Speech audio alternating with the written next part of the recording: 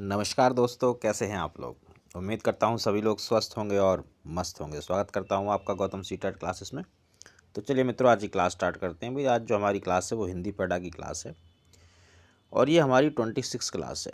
आपको जैसा कि आपको पता ही है कि भाई 31 जनवरी को सीटेट होना है, तो अब उसकी तैयारी भी कर लो क्योंकि बहुत ज़्यादा टाइम बचा नहीं है।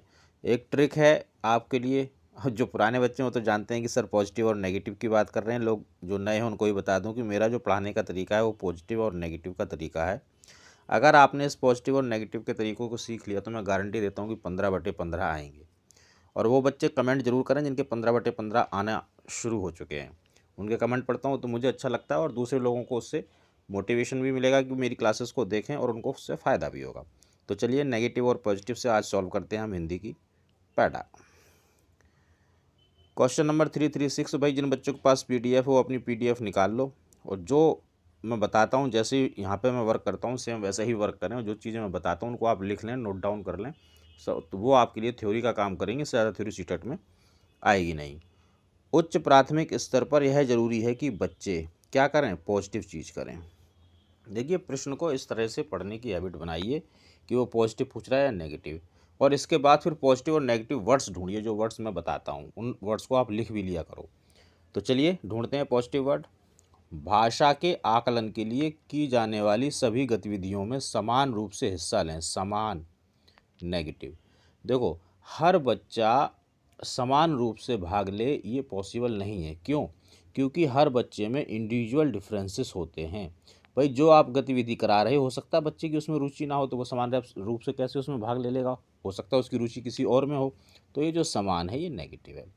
भाषा का अतिरिक्त अभ्यास करें और परियोजना कार्य में इंटरनेट का प्रयोग करें। अभ्यास करना, नेगेटिव। अभ्यास क्यों नेगेटिव है? क्योंकि मेरा जो बच्चा है वो 5 से लेकर 10 या 12 साल तक का बच्चा है और ये बच्चा अगर किसी कार्य को बार बार कर रहा है, यांत्रिक रूप से कर रहा है, अभ्यास कर रहा है, तो ये बोर हो जाएगा। और अगर ये पढ़ाई से बोर हो गया तो फिर आप इसका इंटरेस्ट जगा नहीं पाओगे पढ़ाई में, इसलिए अभ्यास नेगेटिव। समाचार पत्र में छपी हुई किसी खबर, लेख या कही गई बात का निहितार्थ समझ सके। समझ, पॉजिटिव। समझ यहाँ पे पॉजिटिव वर्ड है। अपनी पाठ्यपुस्तक के सभी पाठों का अभ्यास कर सके। पाठ्यपुस्तक नेगेटिव, अभ्यास नेगेटिव। पाठ्यपुस्तक क्यों नेगेटिव है? क्योंकि पाठ्यपुस्तक आपको बाउंड कर देती है, बाध्य कर देती है कि आप पाठ्यपुस्तक से ही पढ़ाओ। और जो मेरा बच्चा है जो कि 5 से लेकर 10 साल तक का बच्चा है, क्योंकि मुझे हर चीज़ जो करनी है ना सीटेट में वो सिर्फ बच्चे के लिए करनी है, तो मेरा बच्चा पाठ्य पुस्तक तक सीमित रहे, ये मुझे अच्छा नहीं लगेगा और बच्चों को भी अच्छा नहीं लगेगा, इसलिए ये है नेगेटिव। पूछ क्या रहा था? पॉजिटिव। तो भैया समझ पॉजिटिव मिल गया, थर्ड को आंसर कर दो। कितना ईजी मेथड है देखो। और इस मेथड में इतनी देर लगती नहीं है आंसर ढूंढने में, तो मैं समझा रहा हूँ आपको इसलिए। अब देखो बिना समझाए क्वेश्चन पढ़ के आपको समझ में आ जाएगा पॉजिटिव पूछ रहा है। आप देखिए, negative negative positive negative negative, positive पूछ रहा था आंसर। 5-7 सेकंड लगते हैं और क्वेश्चन का बिल्कुल सही सटीक उत्तर निकल आता है बिना किसी कन्फ्यूजन के। अगला क्वेश्चन देखेंगे। उच्च प्राथमिक स्तर पर डैश परिचित कराने की प्रक्रिया पर बल दिया जाता है। देखिए जब उच्च प्राथमिक स्तर की बात करेंगे तो इसका मतलब वो सेकंड पेपर की बात कर रहा है। तो सेकंड पेपर और फर्स्ट पेपर में 2-4 वर्ड्स ऐसे हैं पॉजिटिव नेगेटिव वाले जो सॉरी, जो फर्स्ट पेपर में तो पॉजिटिव नेगेटिव हो सकते हैं, लेकिन सेकंड पेपर में वो पॉजिटिव हो जाते हैं। तो ये थोड़ा सा 1-2 शब्द हैं वो मैं आपको बता दूंगा। चलिए, उच्च प्राथमिक स्तर पर किससे परिचित कराने की प्रक्रिया पर बल दिया जाता है? साहित्यिक विधाओं पे, पठन प्रक्रिया पे, लेखन प्रक्रिया पे, अलंकार व छंद पे। अलंकार और छंद नेगेटिव है। देखिए इसमें जो साहित्य वर्ड है ना ये पॉजिटिव है सेकंड पेपर में, ये आप ध्यान रखना प्लीज़। और देखो जो बच्चे सेकंड पेपर दे रहे हैं उनको पता है कि मैं सेकंड पेपर दे रहा हूँ, तो उसमें जो साहित्य रहेगा वो पॉजिटिव रहेगा, जबकि यही साहित्य फर्स्ट पेपर में नेगेटिव होगा। फर्स्ट पेपर में क्या पॉजिटिव होगा? बाल साहित्य। ये चीज़ें आप लिख लो जो मैं बताता हूँ, ये छोटी छोटी चीज़ें इनका आपको ध्यान रखना पड़ेगा। तो साहित्य क्योंकि पॉजिटिव वर्ड है तो हम साहित्य के साथ जाएंगे और आंसर करेंगे। अगला क्वेश्चन देखेंगे। उच्च प्राथमिक स्तर पर व्याकरण सिखाने की किस विधि को आप सर्वाधिक महत्वपूर्ण और उपयोगी मानते हैं? तो वही जो पॉजिटिव विधि होगी उसको उपयोगी मानो। अनुवाद न तो नेगेटिव ना पॉजिटिव। निगमन नेगेटिव। पाठ्यपुस्तक नेगेटिव। आगमन पॉजिटिव। ये वर्ड्स मैंने बताए हुए हैं। जो बच्चे पहले से मेरी क्लासेस देख रहे हैं, जिनको 1 महीना, 2 महीना या 15 दिन भी या 1 हफ्ता भी हो गया, वो समझ गए हैं इस बात को कि पॉजिटिव और नेगेटिव क्या होता है। तो आगमन विधि चाहे तो फर्स्ट पेपर हो या सेकंड पेपर हो, पॉजिटिव ही रहती है। पॉजिटिव ही पूछ रहा है, आंसर कर दो। इससे आसान तरीका आपको कहीं मिलेगा नहीं। उच्च प्राथमिक स्तर पर भाषा शिक्षण का उद्देश्य नहीं है। नहीं मतलब नेगेटिव पूछ रहा है। तो अब हमें क्या ढूंढना है? हमें नेगेटिव ढूंढना है। चलिए नेगेटिव की तरफ देखते हैं। विभिन्न पॉजिटिव, साहित्य पॉजिटिव, विधाओं की समझ का विकास। अब देखिए साहित्य यहाँ पॉजिटिव है क्योंकि ये सेकंड पेपर का क्वेश्चन है। अगर फर्स्ट पेपर का होता तो साहित्य नेगेटिव होता। फर्स्ट पेपर में बाल साहित्य पॉजिटिव होगा। निजी अनुभव के आधार पर भाषा का सृजनशील प्रयोग, अनुभव पॉजिटिव, सृजनशील पॉजिटिव, भाषा का प्रयोग या भाषा प्रयोग ये भी पॉजिटिव होता है।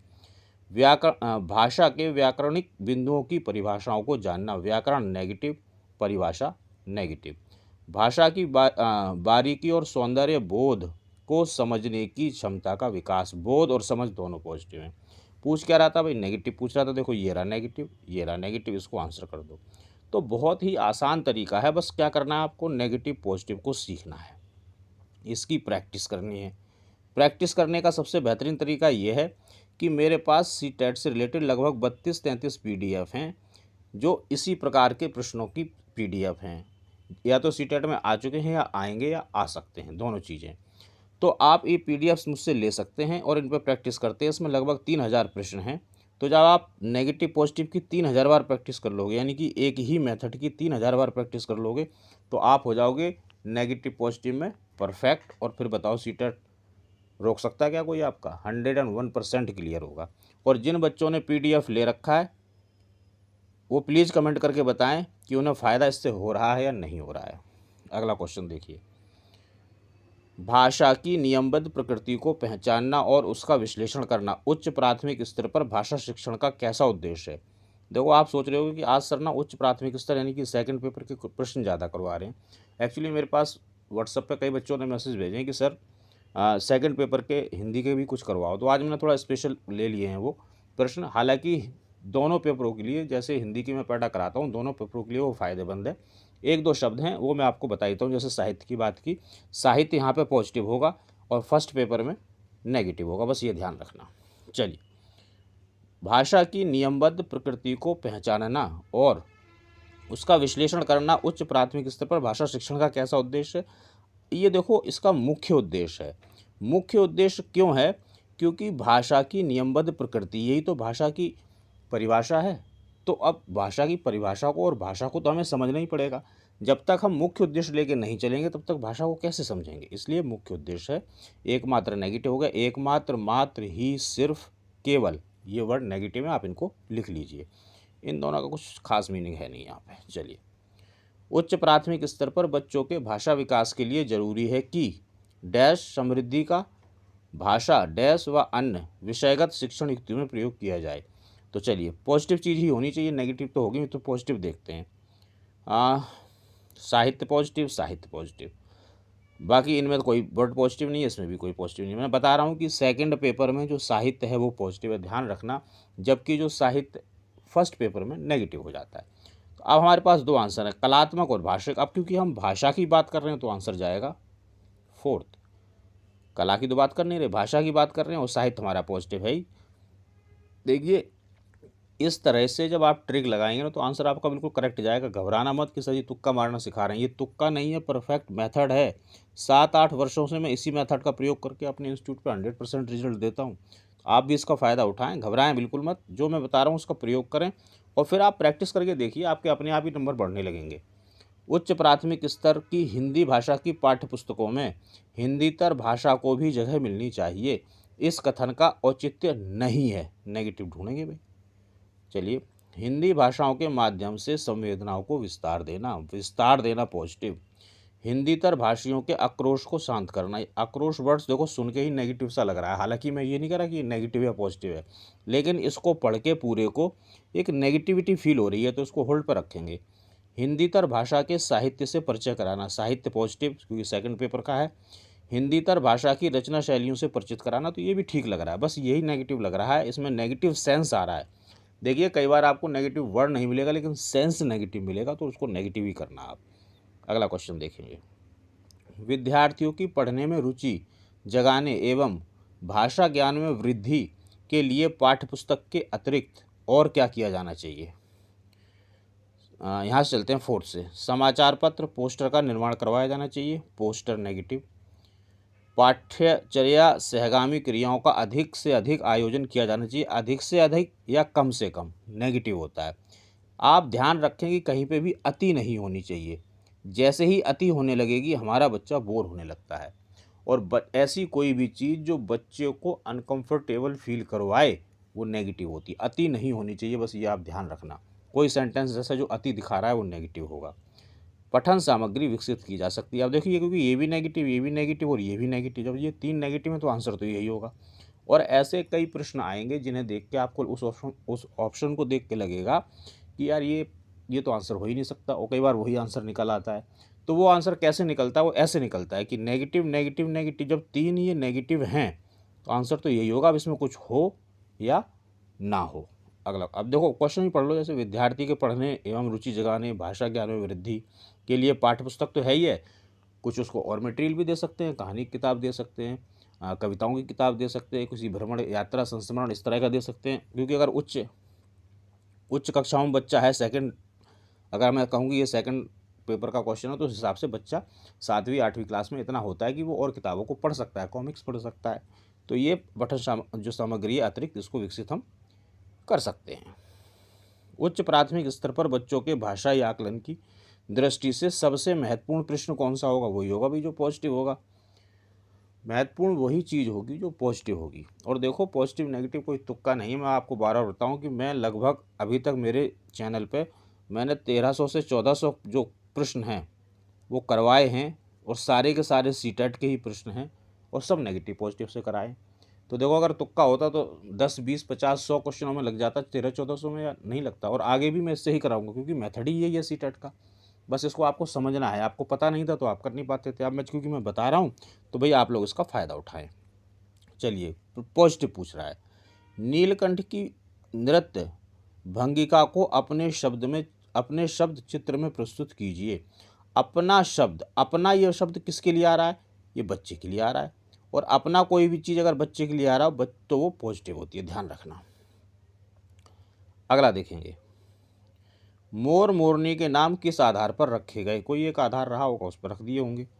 वसंत ऋतु में नीलकंठ के लिए जाली घर में बंद रहना असहनीय क्यों था। कोई एक कारण होगा जिसकी वजह से वो असहनीय था।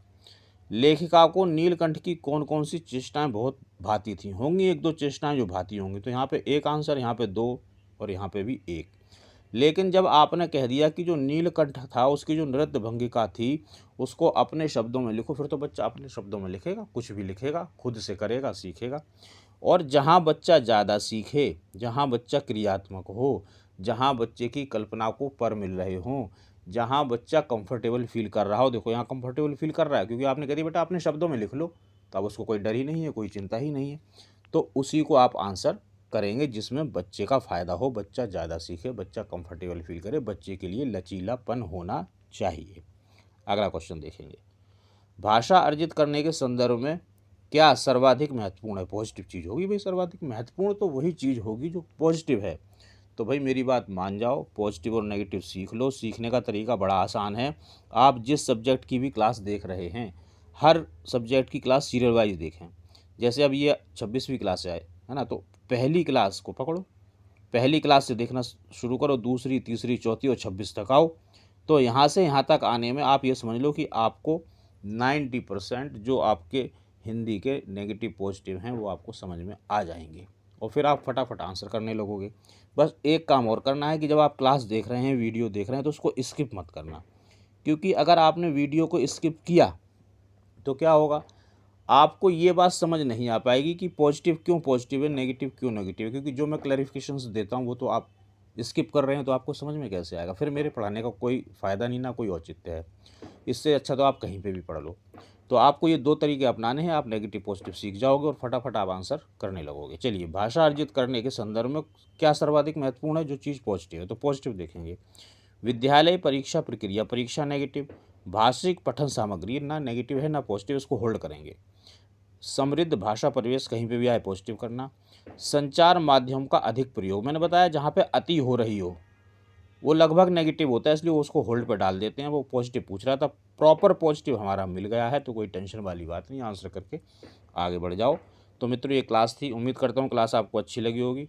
कमेंट करके अपना स्कोर ज़रूर बताएं, और आपको क्लास कैसी लगी ये भी बताएं। बाकी चैनल को सब्सक्राइब करें, लाइक करें, शेयर करें, और लोगों का भी भला होगा।